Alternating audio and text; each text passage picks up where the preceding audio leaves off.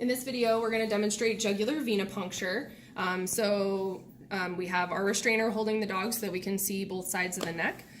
When we are just kind of looking at which one we're going to use, we generally try to use the left side first, just because of their anatomy. That is usually an easier vessel to feel. Not always the case. If I feel for the left one and I don't feel it very well, then I'm always going to try feeling the right one first before I start poking this dog. I don't want to just be doing blind sticks in their neck, so I do want to be able to feel that jugular in there. Some kind of rules of thumb that are just kind of landmarks. So you can see where his cowlick is here on both sides. That's always a good place to start looking for the jugular, as well as if you follow their jaw line down, it kind of ends up in the same spot as that cowlick. So again, another good landmark just to kind of give you an idea of where to start. I've also seen people start at the center and you find their trachea and work your way out. Whatever system works for you, you just kind of want to make sure you do the same systematic thing every single time. So the next thing I'm going to do is I do need to occlude the vessel.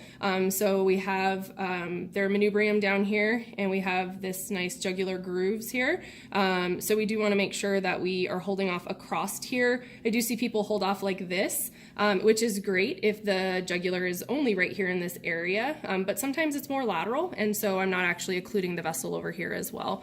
So I'll actually hold off across here. I'm not putting a ton of pressure on him, I'm just barely pushing in here. You can actually see his jugular start to fill.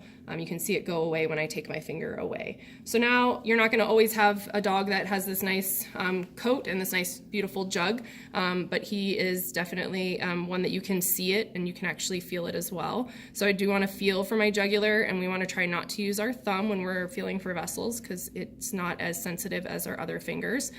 So I know I feel his jugular right here. So I'm going to go ahead and put some alcohol in that area. Obviously this isn't a sterile procedure, but that's just going to mechanically clean the site for me. I've already made sure that my syringe is all set up and ready to go, as we talked about in one of the other videos.